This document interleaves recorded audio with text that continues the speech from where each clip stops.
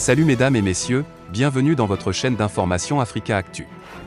L'information nous hisse au sommet du monde, alors si vous êtes nouveau, abonnez-vous et cliquez aussi sur la cloche de notification pour ne plus rien manquer.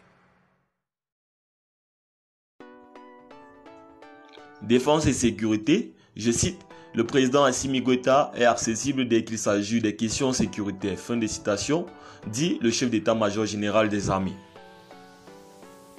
La direction de l'information et des relations publiques des armées a tenu sa conférence de presse mensuelle ce vendredi 25 mars 2022 dans ses locaux 6 à Amdalaé.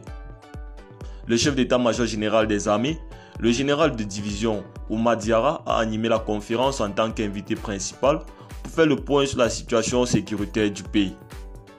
Il a souligné les trois grandes lignes sur lesquelles il travaille, à savoir l'opération Maliko, l'opération Keletigui et la nouvelle opération Tilkoura. Le général de division Oumar Diarra, chef d'état-major général des armées, a révélé dans son intervention que le succès récent des FAMA est dû à la bonne chaîne de communication des plus gradés de la République jusqu'aux subordonnés.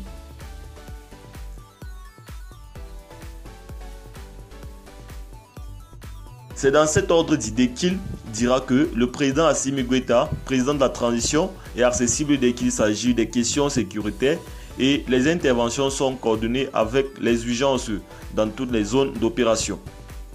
Le credo des projets d'avenir de l'armée est de renforcer la capacité des militaires à travers la formation et l'entraînement, selon le général. Il a insisté sur le fait que les militaires accordent une grande importance au respect des droits de l'homme. L'armée restait dans le professionnalisme à tous les niveaux des opérations, a-t-il fait savoir aux hommes de médias. Sans oublier que l'armée malienne est injustement accusée de violations et de meurtres sur les réseaux sociaux ces derniers temps par nos ennemis.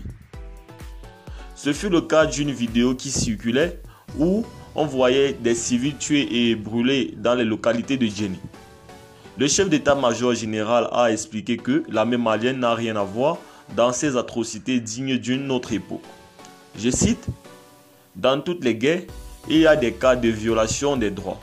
Il y a des cas de dommages et quand ça se passe, nous assumons. » Fin de citation, a-t-il fait savoir. Il atteste que tous les cas qui ont été documentés sont présentement en cours d'investigation. Le recrutement spécial est lancé depuis 4 mois et il vise à recruter 4000 hommes, a-t-il dit. Beaucoup de civils vivent de leur âme à l'intérieur du pays à travers le banditisme. Ce recrutement est dédié aux jeunes de moins de 29 ans qui disposent d'une âme et qui savent s'en servir. Ils doivent venir servir dignement la nation en vue de ne pas basculer dans les groupements djihadistes ou les milices. Il s'agit pour les intéressés d'amener leur dossier et leur âme aux endroits de dépôt pour être recrutés comme militaires.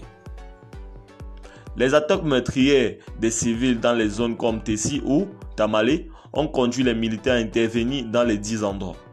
Il rappelle qu'ils sont dans les dynamiques de l'opération Keletigui et que les combats farouches ont bien eu lieu. Je cite, le groupe djihadiste est